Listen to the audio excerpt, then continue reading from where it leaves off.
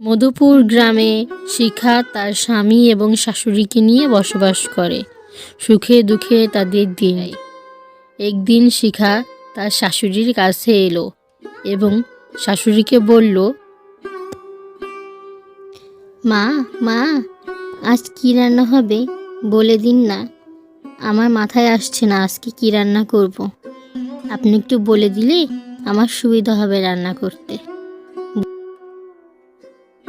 সুরজবালা দেবী তখন একটু ভাবলেন এবং তার বৌমাকে তিনি বললেন, সংসারের কোন দিকটাই বা তুমি ভাবো বলো তো বৌমা? আজ একটা, কাল ওটা, পরশু সেটা, এমন করে তো দিন পারই হয়ে যাচ্ছে। তোমার কি সংসারে একটুও মন বসে না? আজ কি রান্না করবে সেটাও আমাকে বলে দিতে হবে? নিজের কি বুদ্ধিই নেই তোমার? যাও, যা খুশি রান্না করো। মা, আপনি রাগ করবেন না দয়া করে। আমি তো আপনার কথা শুনেই রান্না করি, যাতে আপনার মনটা ভালো থাকে আর আপনি আমার উপর রেগে না যান।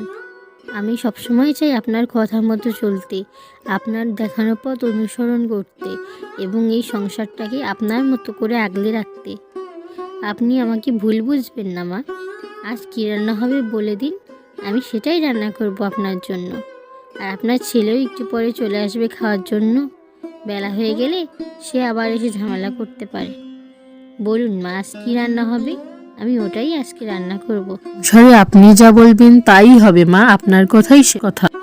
আহ বৌমা, তুমি কি জানো না আজ একাদশী তিথি? আর আজ কোনো অন্ন খেতে নেই। আজ শুধু সবজি এবং রুটি করবে। আর শোনো, বেশি তেল মশলা দিবে না সবজিতে। আমি অতিরিক্ত কোনো খরচ পছন্দ করি না। বাবার বাড়ি থেকে তো কিছুই শিখে আসোনি, সব কিছু আমাকে শিখিয়ে পড়িয়ে নিতে হয়। এভাবে দিনের পর দিন শিখা এই বাড়িতে আছে। আজ তার বিয়ের বয়স প্রায় 2 বছর, কিন্তু তার শাশুড়ি তাকে আজও মেনে নিতে পারেনি, কারণ সে গরিব কৃষকের মেয়ে। আর গরিব হওয়ার কারণে কোনো যৌতুকও দিতে পারেনি। কৃষকের সুন্দরী মেয়ে দেখে তার ছেলে তাকে বিয়ে করে এনেছিল। স্বামী ভালোবাসলেও শাশুড়ির শিখাকে দু চোখেই সহ্য করতে পারে না। হায় ভগবান, এ কি অলক্ষণে বৌমা ঘরে নিয়ে এসেছি। আজ এটা নেই, কাল ওটা নেই, পরশু সেটা নেই, এভাবেই চলছে দিনকাল। কি অপচয় করে! এত অপচয় করলে সংসারের উন্নতি হবে কি করে? হায় ভগবান, তুমি রক্ষা করো আমাকে এই বউয়ের হাত থেকে। একদিন খবর আসে শিখার মা অসুস্থ, আর সে তাই বাবার বাড়ি যাওয়ার জন্য তার শাশুড়ির কাছে আসে। মা, আমার মা খুব অসুস্থ, ভাবছি 2 দিন বাবার বাড়িতে গিয়ে থেকে আসবো। আপনি যদি বলেন আমি 2 দিন যাই মা। এইসব কি কথা বলছো বৌমা? তুমি জানো না আমার হাঁটুর ব্যথা? আমি এই হাঁটুর ব্যথা নিয়ে এই পুরো সংসার কিভাবে সামলাবো বলো? আর তাছাড়া আজ আমি একটু মন্দিরে যাব। অনেক দিন ধরে মানত করেছি ওইখানে যাওয়ার জন্য, যাওয়াই হচ্ছে না। এই বলে শিখার শাশুড়ি রওনা দিল মন্দিরের উদ্দেশ্যে। আসলে তার উদ্দেশ্য ছিল শিখাকে বাবার বাড়িতে যেতে না দেওয়া। তার উদ্দেশ্য এটা ছিল না যে সে মন্দিরে যাবে, কিন্তু তবুও শিখাকে আটকানোর জন্য তাকে এই পথ অবলম্বন করতে হলো। শিখার শাশুড়ি খুব চালাক, এজন্য সে শিখাকে ছলে বলে আটকে দিল, যাতে সে বাবার বাড়িতে গিয়ে 2 দিন শান্তিতে না থাকতে পারে। আসলে চালাকির ফল কখনোই ভালো হয় না, যেটা হলো শিখার শাশুড়ির সাথে। ওদিন বাড়ি ফিরেই শিখার শাশুড়ির ধুম জ্বর হলো। জ্বরে মাথা তুলতে পারছি না। ভগবান বাঁচা আমাকে। বৌমা, বৌমা, এদিকে এসো। কি হয়েছে মা? কি হয়েছে? আমি রান্না করছিলাম, এজন্য শুনতে পাইনি। আপনার এত ধুম জ্বর কী করে আসলো? আমি এক্ষুনি আপনার ছেলেকে ফোন দিচ্ছি, সে ওষুধ নিয়ে আসবে মা, আপনি চিন্তা করবেন না। বলিহারি তোমাকে বউ, তোমার কি কোনো আক্কেল বুদ্ধি নাই গা? আমি এইভাবে পড়ে আছি আর তুমি ওইখানে বসে আছো। তুমি আমার ছেলেকে এখনও ফোন দাও নি। আমি যে মরে যাব গো, আমি মরে যাব। আপনি অযথা চিন্তা করছেন মা, আমি এক্ষুনি আপনার জন্য জল নিয়ে আসি। আর আপনার ছেলে হয়তো এখনই চলে আসবে বাড়িতে। আপনি অযথা চিন্তা করবেন না। বলতে বলতেই রমেশ ঘরে চলে এলো এবং দেখল তার মা অসময়ে শুয়ে আছে। আরে কি হয়েছে আমার মায়ের? অসময়ে মা শুয়ে আছে কেন? কি হয়েছে মা, তোমার কি হয়েছে? তুমি এসে গেছো? শিগগিরই মায়ের জন্য হাসপাতাল থেকে ওষুধ এনে দাও, ওনার খুব জ্বর এসেছে।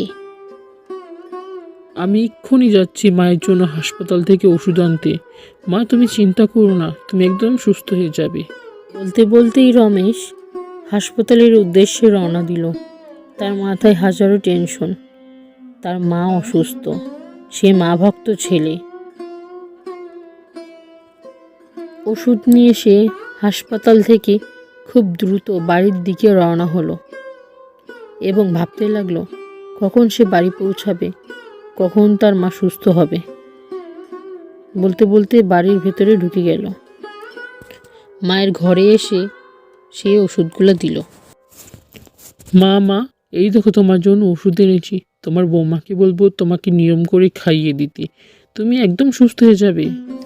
তুমি আমাকে বলে দাও কখন কোনটা খাওয়াতে হবে, আমি মার সেবা যত্ন করে মাকে একদম সুস্থ করে দেব। মা ছাড়া আমার আর কে আছে বলো? এরপর বেশ কিছুদিন গেল। শিখার শাশুড়ি সুস্থ হলো। হঠাৎ একদিন বিকালে, দেখেছো তো মা, আমি বলেছিলাম না তোমার বৌমা তোমাকে ঠিক সুস্থ করে দিবে। তুমি শুধু শুধু তোমার বৌমার সাথে রাগারাগি করো। ও আসলে তোমাকে ভালোই বাসে, ওর নিজেরও তো আছে, তোমাকেও মায়ের চোখেতেই দেখে। হ্যাঁ রে বাবা, আমি বুঝেছি বৌমা আমাকে কতটা ভালোবাসি। আমি অসুস্থ ছিলাম তখনও দিনরাত এক করে আমাকে সেবা যত্ন করেছে।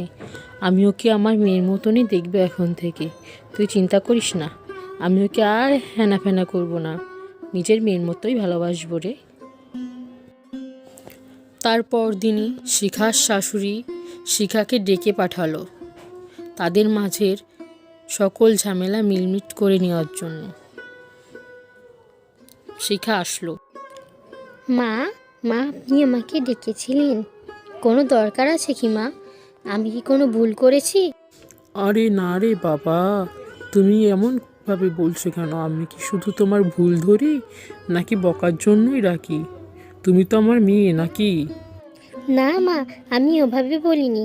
আপনি তো আমার মাই। আমি আমার মা আর আপনার মাঝে কোনো দিন তফাৎ করি না কখনো। আজ থেকে আমরা মিলেমিশেই থাকবো মা। এরপর থেকে শিখা তার শাশুড়ি এবং স্বামীকে নিয়ে সুখে দুঃখে জীবন পার করতে লাগলো। তাদের মাঝে আনন্দের সীমা রইল না।